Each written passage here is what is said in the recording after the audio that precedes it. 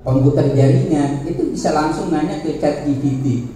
Tinggal bagaimana, makanya guru tidak lagi memberikan pengetahuan, tetapi bagaimana kita ini bisa mengarahkan peserta didik menjadi motivator, menginspirasi. Jadi penggunaan karena saking kayaknya basis data tadi. Terus gue coba di ini, ya. Ini yang mau saya sampaikan di sini. Kuncinya adalah berpikir positif. Aryani kalau tidak punya pikiran yang positif thinking, tentu Aryani hanya seorang gadis yang tunanetra saja.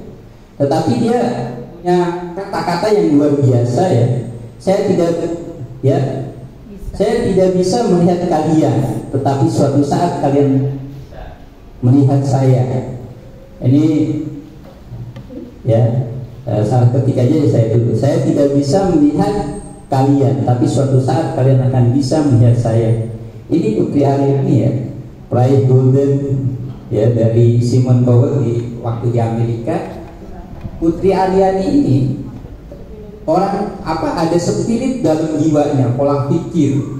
Dia walaupun tunanetra, tidak bisa melihat siapa-siapa, tapi dalam dirinya ada keyakinan. Walaupun saya tidak bisa melihat kalian, tapi suatu saat kalian bisa melihat saya. Itu sudah dibuktikan oleh Putri Aryani, ya. Ini adalah motivasi kita sebagai seorang pendidik itu ke sana. Jadi setiap hari peserta didik itu diajarkan kata yang bermakna, ya, kata-kata yang bermakna supaya benar-benar tadi punya spirit yang hidup. Ya, Soekarno dulu bilang, berikan kepadaku 10 muda, niscaya akan aku goncangkan dunia. Ya, jadi guru itu benar-benar menjadi inspirator, ya, tidak sebatas memberikan pengetahuan, tapi benar-benar jadi merubah mindset pola didik peserta didik kita. Tetapi memang gurunya juga harus mau berubah dan berubah. Seperti tadi memang untuk perubahan susah, ya. Biasanya kita manual, tapi ketika ada perubahan dari manual ke berbasis IT tadi kan ada trouble, ya, sehingga proses di awal agak tersendat. Ya, ini yang saya katakan tadi, guru biasa bisa menyampaikan. Ya, kalau guru biasa hanya bisa menyampaikan, tetapi guru yang baik bisa menjelaskan. Ya, jadi guru biasa hanya bisa menyampaikan, guru baik bisa menjelaskan, tetapi guru yang luar biasa, ya, guru yang hebat maksudnya adalah bisa menginspirasi. Ya, jadi guru yang hebat itu bisa menginspirasi. Ya, jadi kita sekarang Bapak Ibu termasuk saya di sini kita belajar bagaimana kita menjadi guru yang hebat. Guru yang hebat itu adalah guru yang bisa menginspirasi. Ya, Rasulullah itu di samping sebagai katakanlah dakwah Rasulullah di Mekah, Madinah berhasil, itu benar-benar Rasulullah itu jadi inspirator. Makanya disebut qudwah, ya, uswatun hasanah. Jadi teladan yang luar biasa. Jadi bisa menginspirasi perbuatannya, kata-katanya. Ya, itu yang disampaikan oleh Rasulullah.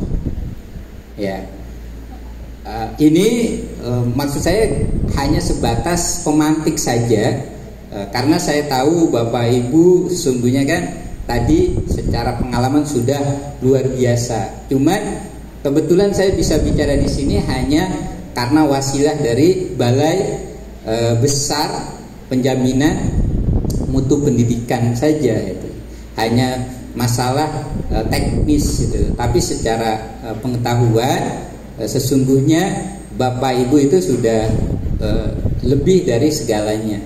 Tetapi ya itu tadi, karena prosedural formal SMK Negeri 2 Kota Tangerang Selatan berkewajiban untuk sebagai tadi kita sebagai mitra itu, ya, pembimbing dan mitra.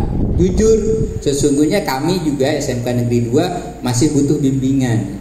Jadi kalau bicara di sini sungguh ya, jadi saya memberanikan diri di sini ya memang karena ada tadi ya istilahnya dari balai besar ada ketentuan bahwa sekolah SMK Negeri 2 setelah kami mengikuti bareng dididiknya juga dengan Pak Jaki, seharusnya beliau Pak Haji Hanafi kan bilang harusnya kepala sekolah yang berangkat, tetapi karena Pak Haji Hanafi punya prinsip bagaimana pengkaderan yang baik, makanya diutuslah Pak Jaki tadi. Jadi sesungguhnya di Yapia sendiri kemarin 2 gurunya juga sudah dilatih, guru literasi dan guru numerasi. Jadi saya di sini walaupun mungkin penjabarannya tidak sistematis, tapi paling tidak ingin sedikit memantik, merubah pola pikir. Karena ide segala sesuatu itu tergantung dari mindsetnya, pola pikir. Kalau di Islam ada istilah inamal amalu binniyat, motivasi. Ya, apapun itu harus dibarengi dengan niat yang tulus. Amalan-amalan kita, perbuatan-perbuatan kita kalau niatnya sudah tidak tulus, tidak lillah, itu hanya akan menjadi amalan dunia saja. Kata Rasul kan kam min amalin, ya banyak itu perbuatan, dan redaksi Arabnya saya kurang begitu ini ya. Apal paling tidak banyak amalan-amalan akhirat, ya tetapi hanya menjadi amalan dunia. Kenapa? Karena niatnya ya tidak tulus. Tetapi banyak amalan dunia tetapi niatnya tulus, jadi amalan akhirat. Ini adalah pola pikir yang harus kita tanamkan. Bagaimana peserta didik kita bisa berubah mindsetnya. Sekolah itu bukan lagi kalau konsep ya Paul Freire itu kan konsep banking, konsep peserta didik itu dianggap makhluk yang tidak tahu apa-apa. Jadi guru dijejali. Yang seperti itu kalau tidak dirubah mindsetnya, jadi guru itu benar-benar dianggap sebagai pusat center pengetahuan. Memang guru harus serba tahu, tetapi proses sekarang tidak demikian. Makanya tidak dianjurkan dalam kurikulum Merdeka itu guru mendominasi.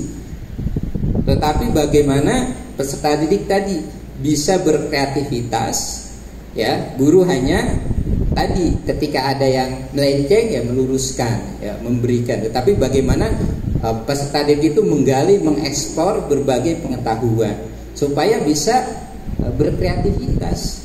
Ya kelemahan kita Indonesia itu Muslim mayoritas, tetapi kreativitasnya sangat rendah sekali. Setelah diteliti, ya ternyata tadi dari pola pikir. Ya, coba ke awal lagi Bu, tentang mindset itu ada 2 ya, menurut Dekrus. Ya ini ya ada 2 ya, mindset tetap dan mindset berkembang. Kalau dikaitkan secara ideologi kita, ilmu tauhid, secara teologi itu ada Jabariyah dan Qadariyah. Kalau Jabariyah itu fatalisme. Wah, bagaimana Tuhan saja. Ya, coba Budi terus ke bawah lagi. Next. Ya. Ini yang mindset tetap. Keyakinan inteligensi, bakat, sifat ialah sebagai fungsi, ya. Hereditas keturunan. Adanya tantangan, mudah menyerah, menganggap usaha tidak ada gunanya, mengabaikan kritik, merasa terancam dengan kesuksesan orang lain. Ini pola pikir lama, ya. Mindset tidak mau berubah. Anggap dia belajar, namanya Habibie. Jadi menganggap bahwa kecerdasan itu faktor hereditas. Memang iya, tetapi era sekarang tidak demikian. Dulu orang Jepang itu disebutnya pendek-pendek, tapi seiring penemuan sains, ya ilmu gigi, ternyata orang tertinggi juga ada di Jepang. Ya, itu pola pikir. Tapi kalau dikaitkan dengan agama yang fatalisme, wah gimana Tuhan saja. Sehingga orang fatalisme itu berpikirnya sempit gitu. Ya, ketika era Covid, Orang mau divaksin aja sudah a priori, wah ngapain itu misi Yahudi itu untuk merusak manusia. Padahal kalau dikaitkan dengan ikhtiar yang Asy'ariyah, bukan Jabariyah, Asy'ariyah, Maturidiyah, itu kan konsepnya modern. Jadi ada kehendak Tuhan dan ada ikhtiar manusia. Vaksin itu adalah ikhtiar manusia. Bagaimana bisa mengarungi kehidupan. Karena Rasulullah juga dulu ketika terjadi wabah taun itu melarang sahabat untuk pergi ke daerah yang berpenyakit. Itu muncul istilah isolasi mandiri.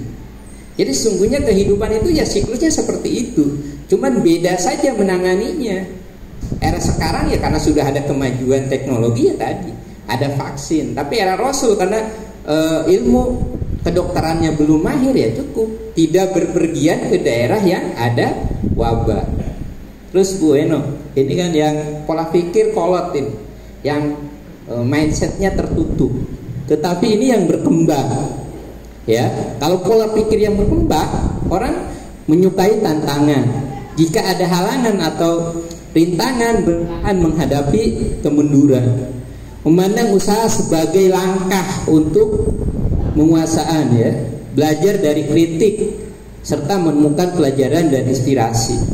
Jadi orang yang berpikir terbuka itu tidak anti kritik. Ya, biasanya kan kalau suatu sistem itu sudah ini nggak mau dikritik.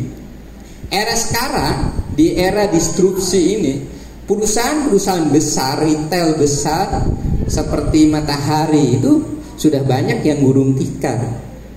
Kenapa? Ya tadi seiring perubahan zaman, kalau tidak ada inovasi. Ya sekarang bergeser kan, ada pasar virtual.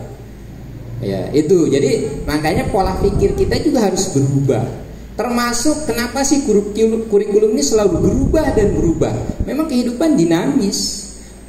Sayyidina Ali bilang kan, adibu auladakum painahum mahlukuna bigoiri zamanikum. Kalau nggak salah redaksinya demikian.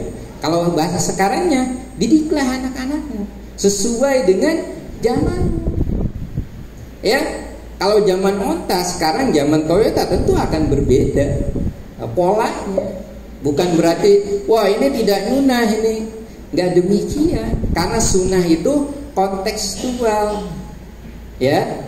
Makanya lagi-lagi mindset itu harus diubah, ya. Rasulullah juga karena teks hadis kalau tidak melihat bagaimana konteks saat itu, ya tadi akan seakan-akan agama itu bertolak belakang dengan kehidupan yang dinamis. Padahal tidak demikian.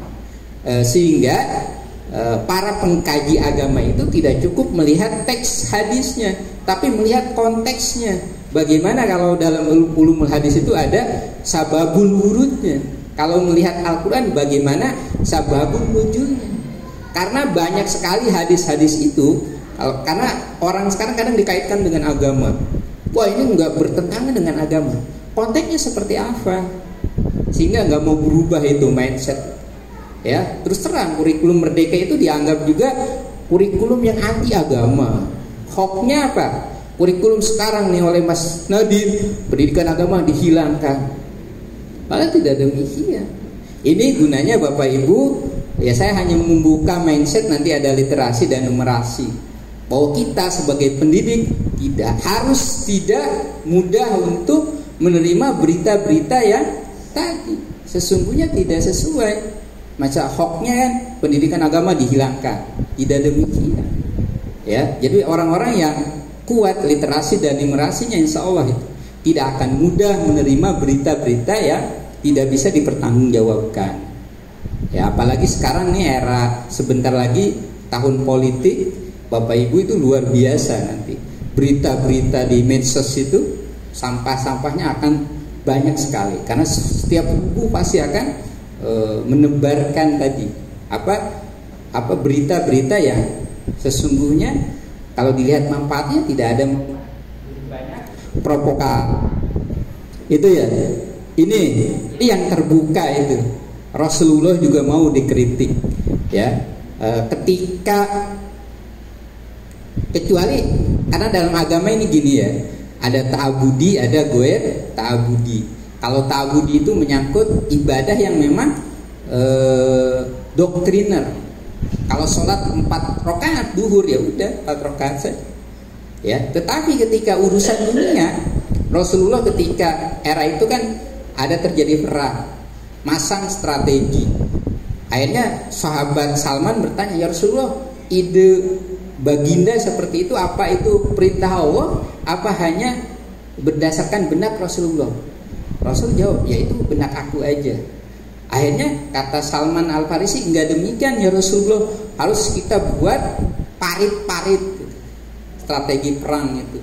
Rasulullah mengikuti pendapat sahabat kalau terkait urusan dunia. Muncullah hadis antum a'lamu bi umuri dunyakum. Jadi kalau urusan mengelola dunia, urusan pertanian, ya nanyanya ke ahlinya. Al-Quran kan menyuruh pas'alu ahla dzikri in kuntum la ta'lamun. Sedikit ya saya ini kenapa kok ini kelas bicara dikaitkan ke agama. Basic saya ini memang dari IAIN itu. Saya produk UIN, S1, S2 dan S3 saya UIN semua ya. Dan dulu sempat tinggal juga di emperan Kiai, walau saya ngaji itu. Tapi sedikit saya bisa tadi istilahnya mendengar petuah-petuah ustadz saya seperti itu. Ya. Lagi sesungguhnya dan perkembangan dunia ya tadi agama hadir sebagai rambu-rambu kita agar manusia tidak menjadi bahaim seperti binatang.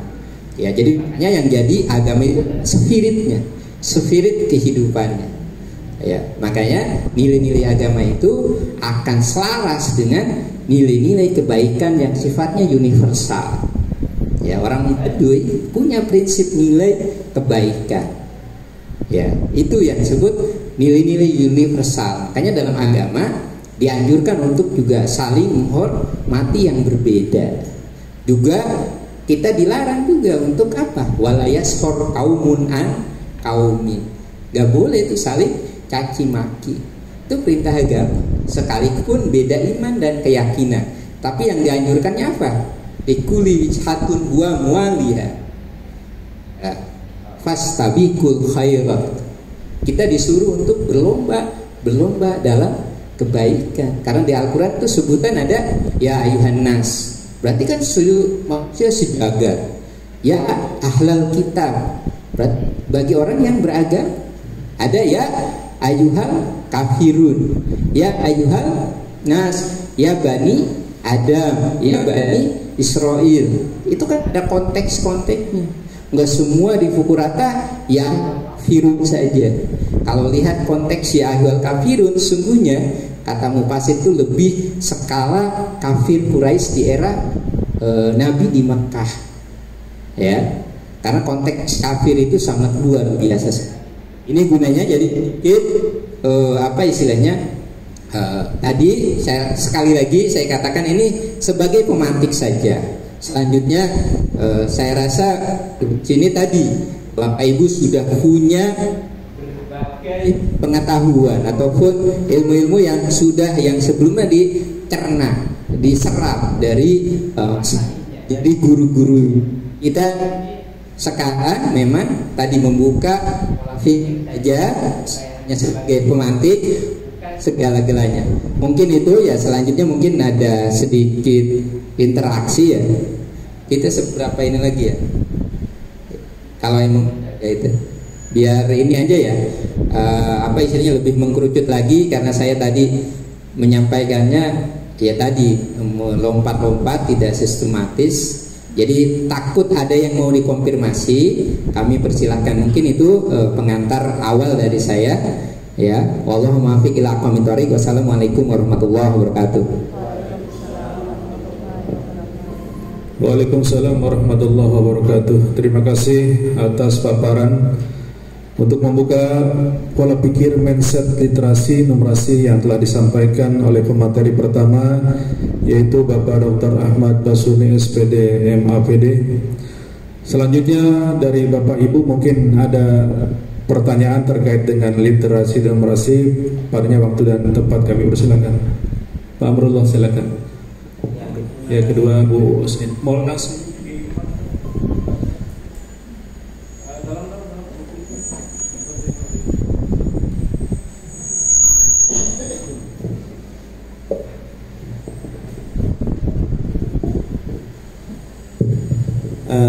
Assalamualaikum warahmatullahi wabarakatuh.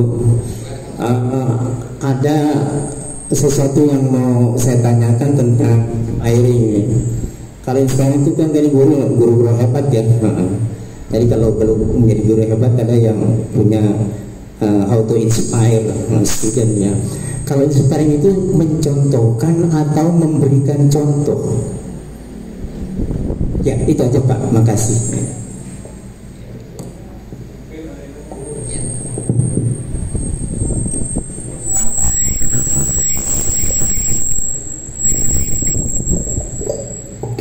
Assalamualaikum warahmatullahi wabarakatuh. Terima kasih ya Pak tentang saya.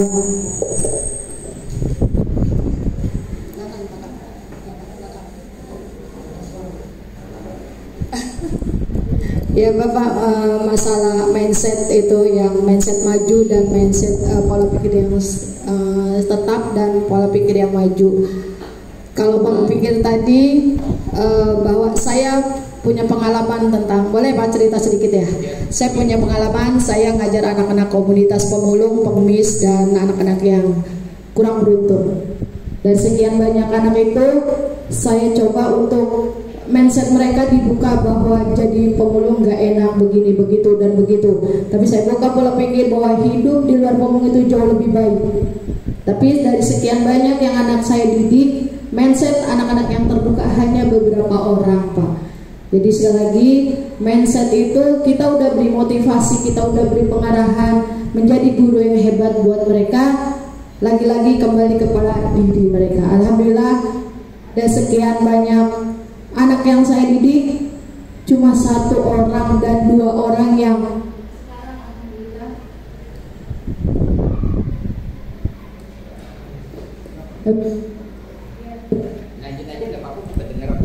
dengar ya. Alhamdulillah dari 200 orang yang saya didik hanya dua orang yang bisa sekarang maju dan alhamdulillah Pak Dila dia sekarang jadi programmer buat program-program komputer. Cuma itu prosesnya Pak, harus benar-benar kita setiap hari memotivasi, jangan pernah lelah, dan tidak hanya kita tapi di lingkungan yang lain, keluarganya, di lingkungan sekolahnya, di lingkungan tempat belajar, semuanya itu harus bekerja sama satu sama lain. Yang jadi pertanyaan sekarang, bagaimana mengangkat mindset mereka yang lemah atau mindset mereka yang enak juga hidup dengan pasar gitu, kayak dari aja gitu. Jadi bukannya kita menjadi asaria, tapi kita memotivasi, tapi mereka masih tetap aja dari ini emang dari Tuhan ini.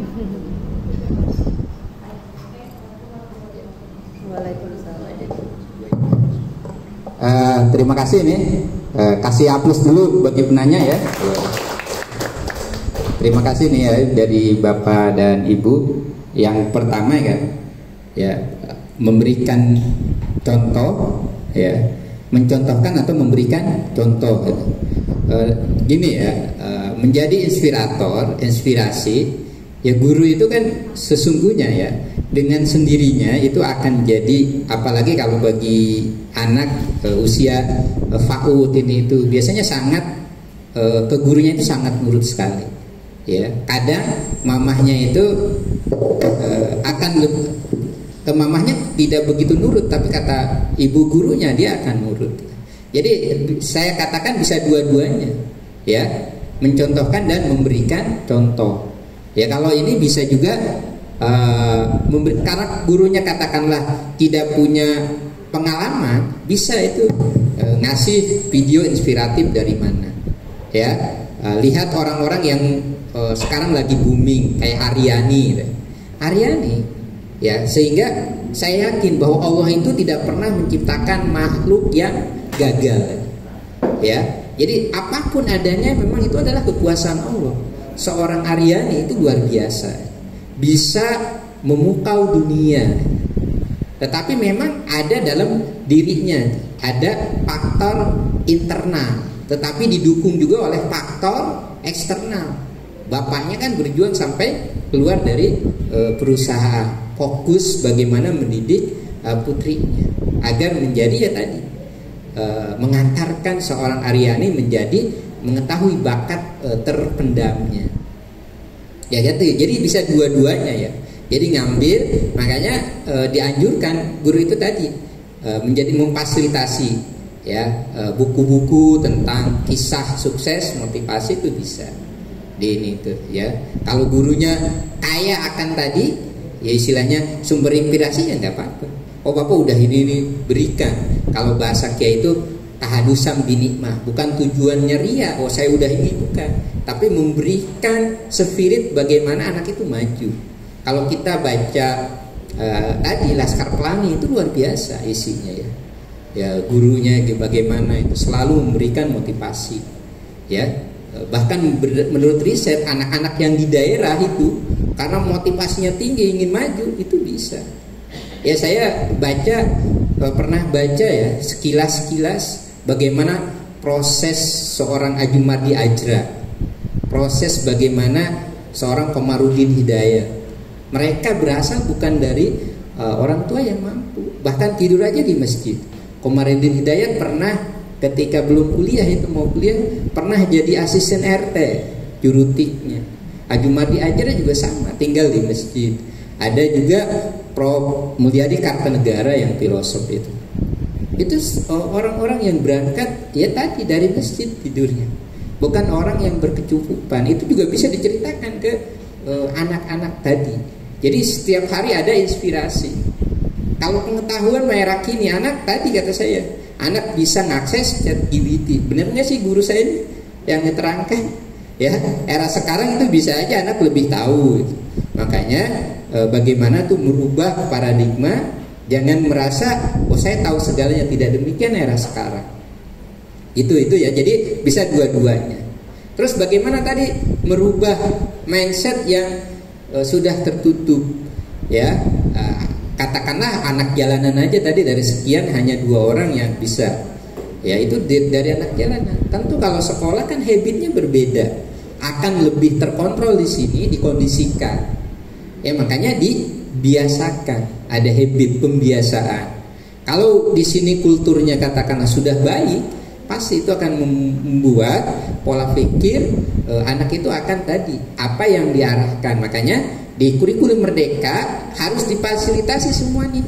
Ada yang hobi catur, hobi bulu tangkis, futsal, ini semua supaya mereka sibuk dengan tadi kreativitasnya masing-masing. Bukan diarahkan wah harus kamu pinter programmer semua, enggak. Jadi guru juga harus tahu, makanya pembelajarannya kan berdiferensial. Ya, karena tiap anak itu berbeda bagaimana cara menangkapnya. Ya, pengetahuan tadi. Termasuk tadi bakat dan minatnya. Harus benar-benar diasah. Jangan lihat oh, ya via kan tidak seperti sekolah elit, tidak demikian. Karena banyak orang-orang hebat hasil dari sekolah yang biasa-biasa saja. Ya, jadi bagaimana merubah mindset tadi Bu? Terus dan terus. Ya, karena dakwah itu tiada henti. Ya, kalau kita sudah maksimal baru dikembalikan kepada rob tawakal. Memang menggugah hati itu pemilik ya muqallibal qulbi itu bukan manusia, tapi manusia dianjurkan untuk dakwah. Jadi prosesnya itu yang penting prosesnya sudah dijalani. Kalau prosesnya sudah dijalani, terus malamnya munajat. Kalau Hasyim Asy'ari katanya mendidik itu tidak hanya transfer of knowledge, tetapi malamnya dia tahajud berdoa. Ya Allah berikan pemahaman kemudahan kepada santri-santriku. Jadi tidak hanya mendoakan anaknya, ibu juga gitu, doakan juga itu peserta didiknya. Ya Allah si A itu nakal benar, tolong rubah hatinya supaya mereka jadi anak-anak yang berguna. Pasti itu ibu akan dikenang selamanya. Ya, yaitu jadi pola kita benar-benar sistemnya sistem umum, ya, diumpamakan peserta didik itu seperti anak kita, ya, kiai itu ya menganggap santri-santrinya ya anaknya, sehingga adabnya, etikanya luar biasa seperti anak kepada orang tuanya, tunduk patuh. Itu di pesantren-pesantren tradisional demikian, karena ya tadi ada hubungan emosional, tidak hanya siang hari ngajar, malamnya juga didoakan, jadi ada ikatan. Ya, kita yang ada malah kata-kata yang dalam tanda petik kurang baik, padahal kata-kata guru itu doa. Makanya di kurikulum Merdeka harus menghindari bullying, perundungan, atau ada gerakan sekolah ramah anak. Semuanya itu nilai-nilai agama, Bu. Wah, ini barat aja. Kadang wah ini bertentangan dengan HAM. Agama itu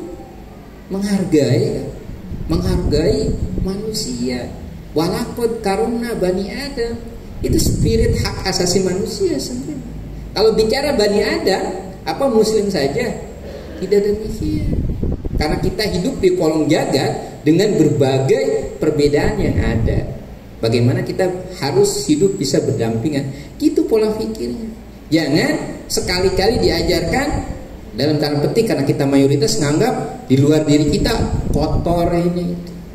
Ada pola pendidikan di TK, ya, TK tertentu itu yang nggak pakai jilbab di bius kata-kata tadi. Wah, kalau nggak pakai jilbab kotor, ini, ya. Boleh sih menanamkan keagamaan, tapi tidak boleh demikian, menganggap di luar dirinya ya tadi. Ya, kalau kita mau menanamkan kebaikan ya cukup dengan ideologi kita, keyakinan agama kita. Jangan menganggap ada seakan-akan di luar diri kita itu musuh. Sehingga kalau konteksnya hidup berbangsa dan bernegara itu tidak sehat yang demikian. Makanya yang dianjurkan adalah berlomba-lomba dalam kebaikan. Seperti itu ya, Bu. Jadi dalam arti terus dan menerus, ya, mindsetnya. Kalau di sekolah saya rasa akan lebih ideal, lebih maksimal untuk merubah mindset dari kebiasaan tadi, dari habit, ya, harus diubah bahwa kecerdasan itu bukan keturunan. Kamu juga bisa, bukan harus gennya gen Habibie saja, gen orang biasa pun bisa banyak. Bahkan ahli surga tidak hanya mutlak turunan para nabi atau para habaib. Bilal bin Rabah yang bapaknya nggak jelas pun itu jadi ahli surga, ya kan? Itu jadi motivasi gitu. Semua diberikan ruang merdeka, bebas untuk mengekspresikan, termasuk berhak juga masuk surga, tidak hanya milik ustadz. Ya itu motivasinya semua berkreasi. Harapannya ke depan apa? Indonesia tahun 2045 itu ya Indonesia emas, benar-benar kita panen intelektual yang berbudi pekerti dengan bingkai profil pelajar Pancasila. Bukan berarti profil pelajar Pancasila itu anti agama, karena di sana adalah nilai-nilai ajaran agama. Masih ada? Kalau enggak, apa udah ini? Ya. Oke, terima kasih. Yang pertama untuk Pak Abdullah, yang kedua untuk Bu Osin yang telah memberikan pertanyaan sekaligus menambah wawasan kita yang telah disampaikan oleh Bapak Dr. Ahmad Basuni. Dan pesan beliau yang terutama untuk anak didik kita, jangan lupa untuk didoakan, ya, walaupun anaknya nakal, dengan doa gurunya insya Allah akan berubah menjadi yang lebih baik. Oke, selanjutnya kita masuk ke dalam materi yang kedua terkait dengan analisis model soal asesmen kompetensi minimum yang akan disampaikan oleh Ibu Retno Lestari SPD. Kepadanya waktu dan tempat kami persilakan.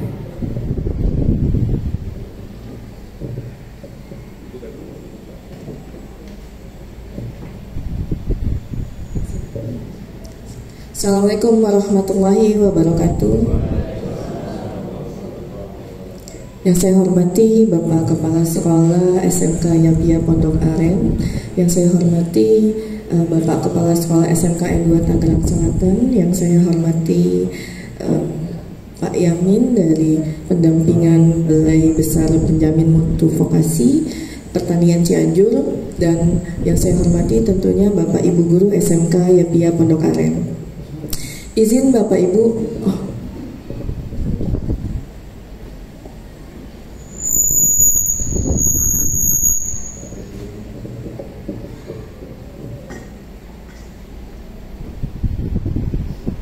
Oke, baik. Izin Bapak Ibu menyampaikan materi yang sudah kami dapatkan kemarin di tanggal